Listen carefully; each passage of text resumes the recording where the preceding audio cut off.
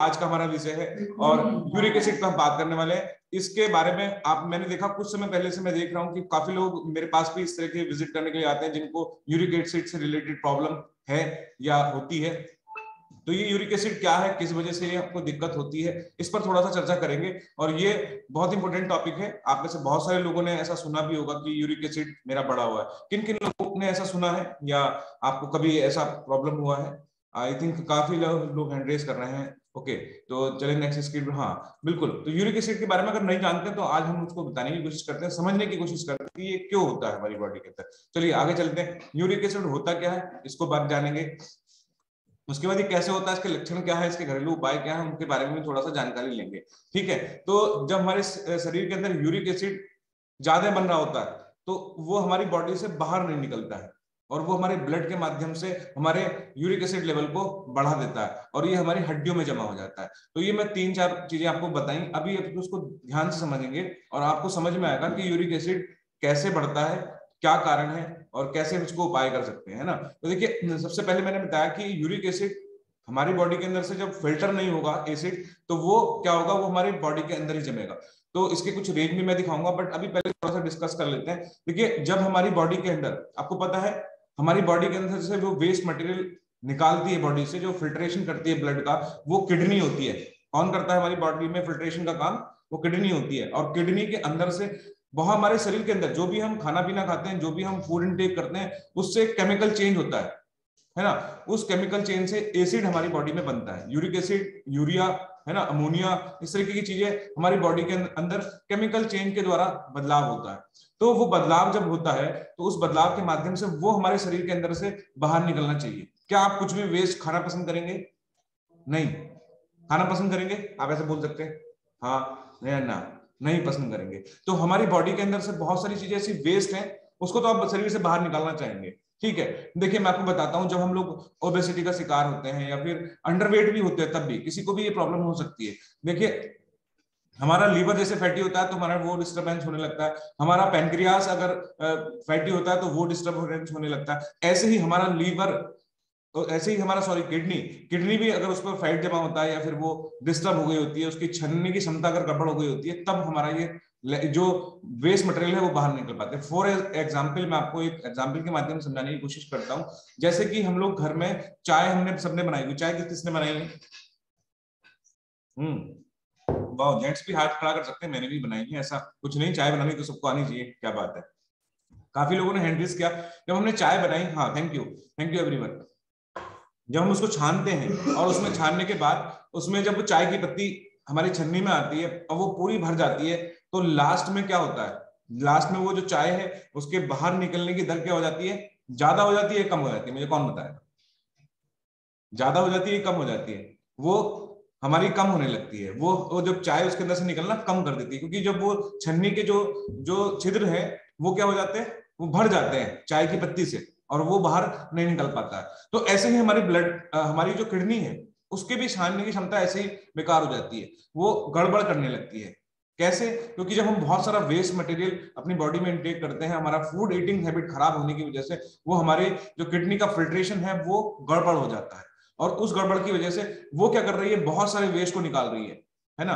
वो बहुत सारी चीजों को हमारे शरीर से बाहर निकाल रही थी और वो वहां से बाहर नहीं निकाल पाती है। वो एसिड, वो अमोनिया, वो यूरिक एसिड, वो सब बाहर निकालना चाहती थी, मगर वो नहीं निकल पाया। तो अब वो हमारे ब्लड के माध्यम से हमारे जॉइंट्स में इकट्ठा हो जाता है और इसी को कहते हैं हमारा क्या होना, हमारे को यूरिक एसिड बढ़ना।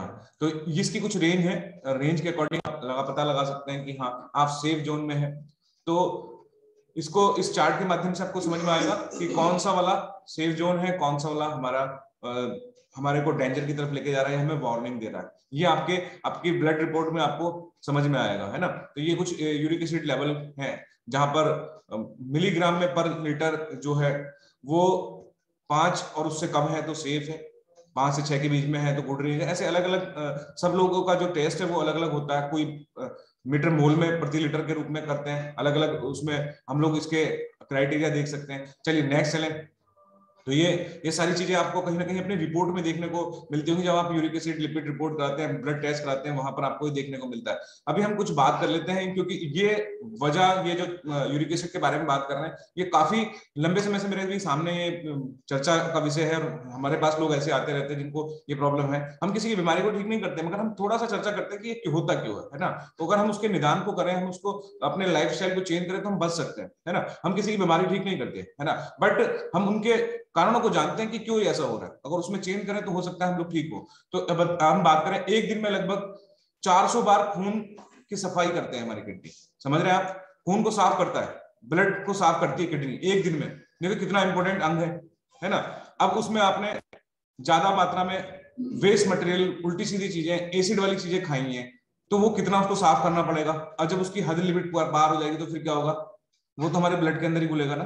तो अभी मैं स्लाइड दिखाता हूं और इन पॉइंट्स को आप नोट करिएगा, बहुत इंपॉर्टेंट नॉलेज है ये, जो आपको समझ में आएगी। लगभग 75% किडनी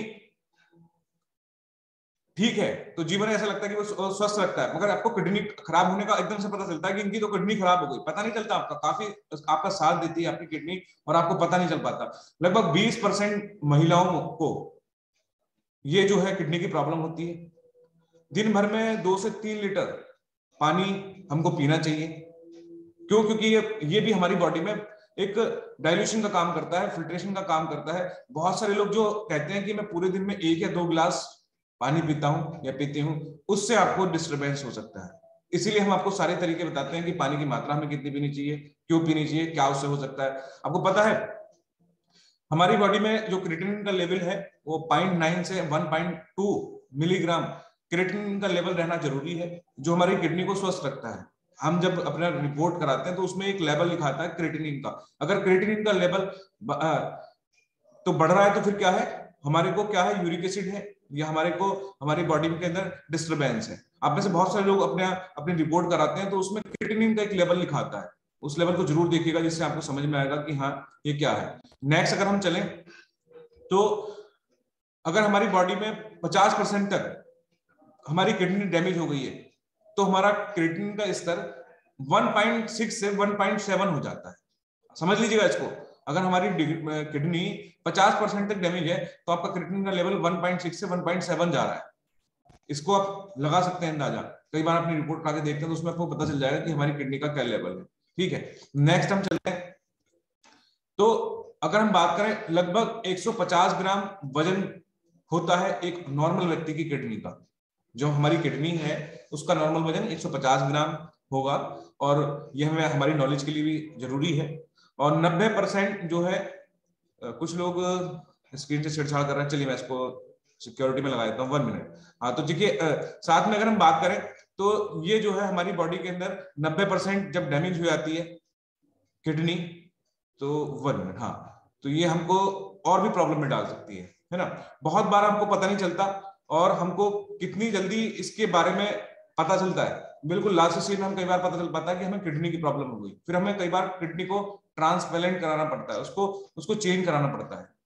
क्योंकि अभी देखिए हमारे घर में जो चाय की छन्नी है वो एक बेकार हो जाती है, तो हम क्या करते हैं? दूसरी वाली चाय छन्नी लेके आते हैं ना। ऐसे ही अगर हम अपनी किडनी को खराब कर देते हैं तो हमें फिर वो दूसरी वाली, उसमें क्या करना पड़ता है? उसको ट्रांसप्लांट कराना पड़ता है, आपको डायलिसिस कराना पड़ता है। इस तरीके की दिक्कतों का सामना हमें करना पड़ता है। चलिए आगे चलते हैं फटाफट से। तो देखिए कुछ और चीजों के बारे में बात करेंगे। गाउटर, गाउटर नाम का शब्द आपने आई थिंक हो सकता है नहीं सुना हो। ये भी एक यही यूरिक एसिड बढ़ने का एक जो है हाई सिम्टम है, जिसमें यही बिल्कुल सेम जो है प्रॉब्लम्स होती है यूरिक एसिड बढ़ने पे होता है। इसमें क्या होता है? गाउट जिसे बोलते हैं हम, उसमें क्या होता है? आपके जो आपके जॉइंट्स हैं, आपकी उंगलियां हैं, आपके पैर की उंगलियां हैं, आपके जॉइंट्स हैं, जोड़ों हैं, उसमें रेडपन आ जाता है, लालीपन आ जाता है, और वो हमारे जोड़ों में स्वेलिंग पैदा कर देता है। उसको हम क्या कहते हैं? हमारा यूरिक एसिड बढ़ा हुआ। जिन लोगों को यूरिक एसिड कभी बढ़ा होगा या स्वेलिंग आ रही होगी हाथ या पैर में, तो आपको पता चलता होगा कि डॉक्टर जब आपसे बोलते हैं कि आपका जब ये यूरिक एसिड का स्तर बढ़ेगा तो आपका ये स्वेलिंग आ जाएगी, आपके बॉडी में स्वेल करने लगेगी। आप महसूस करते हैं कि हाँ हमारा जो है यूरिक एसिड बढ़ा हुआ, इसके लिए मेरे बॉडी के अंदर स्वेलिंग आ गई है ना। इसके कुछ लक्षण हैं, कारण है। जैसे कि हम कुछ कारणों के बारे में बात करें तो ओबेसिटी, मोटापा एक सबसे बड़ा इसका कारण है। ठीक है। जैसे हम लोग ओवरवेट है, मैंने आपको बताया आपका लीवर भी ओवरवेट है, मतलब जब आपका टमी बाहर निकला होता है तो हम लोग क्या कहते हैं कि हमारा तो केवल और केवल पेट निकला हुआ है, मेरे हाथ पैर बहुत पतले हैं। मैं बहुत लोगों को ऐसे सुना है, वो अपने आप को मोटा नहीं मानते हैं, वो अपने आप को ओबेसिटी का शिकार नहीं मानते हैं, बस वो ये बोलते हैं मेरे हाथ पैर तो एकदम पतले हैं और मेरा पेट बाहर निकला हुआ। उस पेट के कारण क्या हो रहा है आपको मैं बता देता हूँ। वो पेट बाहर निकला हुआ वो कुपोषण का शिकार है, नंबर 1 थिंग। नंबर 2 कि उससे आपका लीवर भी फैटी है। आपका जो टमी बाहर निकला हुआ है, जो लीवर कहाँ होता है, लीवर कहाँ होता है, जो टमी वाला पोर्शन होता है वहां होता है या फिर यहाँ इधर उधर होता है, कहाँ, लीवर यही होता है। तो ये भी फैटी हो चुका है। और इसके बाद जो किडनी है वो भी कहाँ है, वो भी टमी वाले पोर्शन में है ना, तो वो भी फैटी हो चुकी है, उसका भी फिल्ट्रेशन का काम गड़बड़ हो चुका है। ठीक है, तो मोटापा एक बहुत बड़ा रीजन है इसका होने का। अब में से कुछ लोग कह रहे होंगे कि मोटापा होने के साथ साथ कुछ पतले लोगों को भी हमने ऐसा प्रॉब्लम देखा है। मोटापा एक बहुत बड़ा मेन रीजन है और ये पतले लोगों को भी हो सकता है, ऐसा नहीं है। मैं आपको बताऊं इसका मुख्य कारण है कुछ दवाइयां, जब हम बहुत सारी फूड जो हमारा दवाइयां हम खाते रहते हैं तो उससे भी हम लोगों को ये प्रॉब्लम होती है, हमारी किडनी फिल्ट्रेशन गड़बड़ हो जाती है ना। तो जो लोग मोटे हैं उनको तो मतलब चांसेस ज्यादा बढ़ जाते हैं, पतले लोग हैं उनको भी हो जाता है। दवाइयां उनका कारण हो सकती है, बहुत सारा अनहेल्दी खाना आपका इसका कारण हो सकता है, रेड मांस बियर इस तरीके की चीजें यूरिक एसिड लेवल को बढ़ाती हैं, है ना।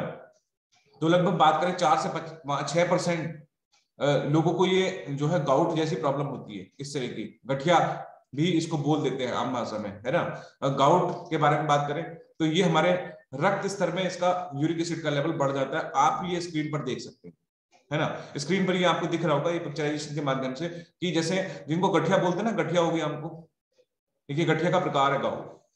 तो ये इस तरीके के सिम्टम्स हमें नजर आते हैं हमारे, ये एकदम जो है जॉइंट्स ऐसे स्वेलिंग करते हैं और ये बहुत मोटे मोटे हो जाते हैं, सख्त हो जाते हैं, है ना। तो ये इसका एक लक्षण है जिसको आप पहचान सकते हैं कि इस तरह से मेरा यूरिक एसिड लेवल तो नहीं बढ़ रहा, है ना। इसमें क्या होता है कि इसमें क्रिस्टल बनने लगते हैं, एसिड के क्रिस्टल बनने लगते हैं जो ठोस हो जाते हैं और ये हड्डियों के बीच में जमा हो जाता है। समझ रहे हैं, जो गंदगी शरीर से बाहर निकलनी चाहिए थी, यूरिक एसिड जो बाहर निकलना चाहिए था, एसिड तो बाहर नहीं निकल रहा है, वो हमारे इन जॉइंट्स में जम रहा है और ये हमारी उंगलियों और पैर के अंगूठों के बीच में बहुत अधिक जमता है। यहाँ पर सबसे ज्यादा जमता है और इससे ये यहाँ पर प्रॉब्लम क्रिएट करता है। ये आप देख सकते हैं, ये स्क्रीन के माध्यम से आपको दिखाया गया है, ये आपके हमारे हाथ के हड्डियों का ये ढांचा है और इसके बीच में ये ऐसे करके ये यूरिक एसिड क्रिस्टल के रूप में जमने लगता है ना। हमने देखा होगा, हाँ ओके। तो देखिए हम लोगों ने कई बार देखा होगा जो हमारे घर में नल होता है उसकी टोटी होती है, तो उसमें भी आपने देखा है कुछ जब लंबे समय तक उसमें पानी चलता रहता है तो वो ब्लॉक हो जाती है, हो जाती है कि नहीं, ब्लॉक हो जाती है ना, वो ब्लॉक हो जाती है तो वो उसके अंदर जो इम्प्योरिटीज है वो वहां जम जाती है। ऐसे ही बॉडी के अंदर भी होता है, ऐसे ही शरीर के अंदर होता है और ये आपको यूरिक एसिड की तरफ लेके जाता है और इससे आपको बहुत सारी प्रॉब्लम्स बीमारियां, आपको डायलिसिस की तरफ भी जाना पड़ता है अपने बॉडी के ब्लड को साफ कराने के लिए। और ये इतनी ट्रीटेबल कंडीशन है कि लोग इससे जान गंवा देते हैं और कितना परेशान होते हैं वो उन लोगों से पूछेगा जिनको इस तरीके की प्रॉब्लम कभी हुई होगी, वो बताएंगे भी। अगर हमें से कुछ लोगों ने ऐसा देखा होगा तो पर्सनल एक्सपीरियंस शेयर कर सकते हैं। तो आगे बढ़े, यूरिक एसिड बढ़ने के कुछ कारण हैं, वो कारण मुख्य कारण क्या है थोड़ा सा फिर से एक बार ध्यान कर लेते हैं इस स्लाइड के माध्यम से। वैसे मैं बता चुका हूँ फिर भी थोड़ा सा और देख लेते हैं कुछ और है तो जैसे कि बात करें अधिक वजन होना, ये सबसे बड़ा कारण है, मेन रीजन मैं आपको बता चुका हूँ। जैसे कि दूसरा, हमें बहुत सारे लोग अधिक दवाई का सेवन करते हैं, दवाइयों का अधिक सेवन करते हैं, कुछ ऐसी टेबलेट्स गोलियां आती हैं जिनको यूरिक एसिड में प्रॉब्लम हो रही है, हम उसमें से ना दवाइयां खा रहे हैं, जो कुछ यूरिन को पास आउट करने के लिए ऐसी जबरदस्त वाली दवाइयां, इतनी हाई एंटीबायोटिक खाते हैं, लेरिक्स करके कुछ दवाई आती है जिसमें आपको क्या करते हैं आपकी बॉडी से वो यूरिन को पास आउट कराने का काम करता है, तो ऐसी दवाइयों से भी वो और भी बढ़ जाता है। ठीक है, प्यूरिन वाले पदार्थ ज्यादा खाने पर, प्यूरिन जो प्रोटीन वाली चीजें जो होती हैं जैसे जिसमें प्यूरिन नामक प्रोटीन होता है, उसके उसके सेवन से भी क्या होता है, हमारा खाद्य पदार्थ के माध्यम से अगर ऐसा जा रहा है, रेड मीट अगर ज्यादा इंटेक कर रहे हैं, है ना, तो उसमें उसकी वजह से हमारा यूरिक एसिड लेवल बढ़ सकता है। ज्यादा शराब पीना और मादक पदार्थों का सेवन करना ये भी हमारी किडनी को बेकार करता है। नेक्स्ट चलते हैं, कुछ अनुवांशिक समस्याएं भी इसका कारण होती है कि भाई हमारे पेरेंट्स को है तो हमें भी हो सकती है, बट अगर आप उसको, मैंने बताया था आपको कि 30% उसका रोल होता है, बस 70% आपके हाथ में है। है ना। और हाइपोथायराइडिज्म जैसे कि थायराइड होना, हार्मोन्स में डिस्टर्ब होना, उसकी वजह से भी ये हो जाता है, और जिससे किडनी के कार्य करने की क्षमता डिस्टर्ब हो जाती है और हमारी किडनी खराब हो जाती है। इसकी वजह से कई बार हमें जब ये इस तरह की दिक्कत होती है तो हमें क्या करना पड़ता है, कभी कभी कीमोथेरेपी भी करानी पड़ती है। क्यों? क्योंकि उसमें जो हमारी जो मृत कोशिकाएं हैं उसकी संख्या बढ़ रही होती है, तो कीमोथेरेपी आप जान सकते हैं कि कैंसर जैसे स्टेज है उसमें करानी होती है। तो इस तरीके से हम इसको नष्ट करने के लिए हम चाहते हैं कि उसको कराएं, है ना। इस तरह का हमें कराना पड़ता है। कुछ लक्षण की तरफ में चलूं तो जैसे जोड़ों में तेज दर्द होना, आप पहचान सकते हैं इसके लक्षणों को। सुस्ती और बेचैनी सी आना, है ना। कई बार आप सुस्त रहते हैं। सूजन और लालीपन होना, लक्षण लिख सकते हैं आप, किसी को इस तरह की दिक्कत है तो वो देख सकते हैं, जान सकते हैं।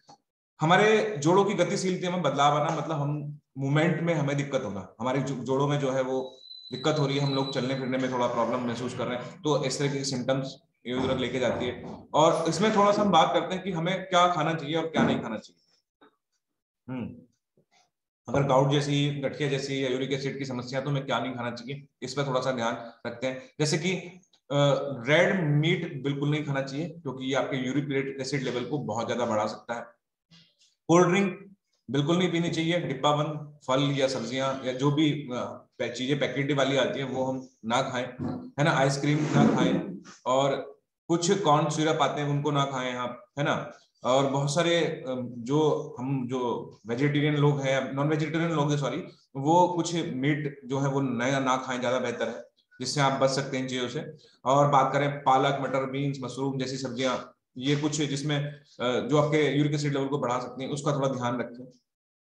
तो ये सब चीजें, जैसे बेकरी प्रोडक्ट होगा जो खमीर से बने होते हैं, उनको ना खाएं, ये आपके यूरिक एसिड लेवल को बढ़ा सकते हैं। और इसमें क्या खाना चाहिए ये और बता देते हैं, इसका क्या चीजें हमें पता होनी चाहिए, जिससे हम अपने इस समस्या को कम कर सकते हैं। मतलब मैं किसी की समस्या खत्म नहीं कर रहा हूँ, क्योंकि ये ऐसे नहीं होगी, आपके आपके बदलाव से होगी। पता है क्या हमें बदलाव कर सकते हैं, हम कुछ बदलाव करते हैं जैसे इन समस्याओं से बच सकते हैं। जैसे हमें जितना हो सके पानी पीना चाहिए, क्योंकि ये फिल्ट्रेशन का काम करता है ना। और हमारी जो डेयरी प्रोडक्ट्स हैं उन्हें कम लेना चाहिए, दूध, दही, पनीर, ये कम लेना चाहिए यूरिक एसिड की प्रॉब्लम में, है ना। अनाज और कुछ स्टार्च वाली जो चीजें हैं वो हमें खानी चाहिए, है ना। साथ में बात करें, फल फ्रूट्स हमें लेने चाहिए। हम संतरा, अनानास, बेल, मिर्ची, इस तरह की चीजें हम ले सकते हैं। तो कुछ चीजें अगर आप ले भी रहे हैं प्रोटीन वाली चीजें, तो वो ध्यान रखें कि किस तरह का प्रोटीन वो है, वो डाइजेस्टिव प्रोटीन है कि नहीं, क्योंकि प्रोटीन भी बॉडी के लिए जरूरी है। हम में से बहुत सारे लोग यूरिक एसिड बढ़ने पे बहुत सारा घबरा जाते हैं कि हमें प्रोटीन लेंगे तो बहुत ज्यादा दिक्कत हो जाएगी, मगर आप डाइजेस्टिव वाला प्रोटीन ले सकते हैं। कॉफी और चाय आप ना लें ज्यादा, ठीक है। प्यूरिन से भरपूर जो पदार्थ है वो ये कुछ आपको स्क्रीन पर दिख रहे हैं, आप देख सकते हैं। फिश है ना, रेड मीट है, बियर है, ये कुछ आपकी कुछ दालें हैं, इसका ध्यान रखें, क्योंकि आपको काली दालें खाने के लिए मना किया जाता है। काला दाल आप ना खाएं, क्योंकि इसमें हाई प्रोटीन होता है, सप्यूरिन वाला, तो जो हमारी बॉडी में यूरिक एसिड लेवल को बढ़ा सकता है। तो ये गोभी ना खाएं आप, तो ये थोड़ा सा ध्यान रखना है उसमें। और क्या करें, हम खूब पानी पिए, हाइड्रेट रखें अपनी बॉडी को। अपनी बॉडी से जो विषाक्त पदार्थ हैं, जो डिटॉक्सिफिकेशन वाली चीजें हैं, वो आप लेने की कोशिश करें, है ना। लिक्विड डाइट पर रहें, और दिन भर में आपने अपनी बॉडी के अकॉर्डिंग पानी पीना चाहिए। अगर नहीं पीते हैं तो आपको दिक्कत हो सकती है। शुगर वाली चीजों से बचें, जो हाई शुगर लेवल वाली चीजें हैं स्क्रीन पर दिख रही हैं, आप देख सकते हैं, जैसे शहद है, फल है, बहुत सारे ऐसे, जैसे चीकू हो गया हम लोग खाते हैं, वो आपके शर्करा लेवल को बढ़ा सकते हैं। आपके प्यूरिन के जो है वो हमारे पचाने की वृद्धि को उसको बढ़ा सकते हैं, क्योंकि इसकी प्यूरिन की मात्रा ज्यादा हो जाएगी तो फिर हमारा यूरिक एसिड लेवल बढ़ेगा। बहुत सारी चीजें छोटी छोटी हम खा लेते हैं, कई बार हमें पता नहीं चलता। बहुत सारी पैकेट बंद चीजें खा लेते हैं, टमाटो सूप हम कई बार ले लेते हैं, प्रोटीन बार हम लेने की कोशिश करते हैं, ऐसा। तो उसको उससे बचने की कोशिश करें, है ना। और साथ में अपना स्वस्थ वजन बनाए रखें। हमारा हाइट के अकॉर्डिंग जो वजन होना चाहिए हमारे, वो हम उसको बना के रखें, तो हम बच सकते हैं इन चीजों से।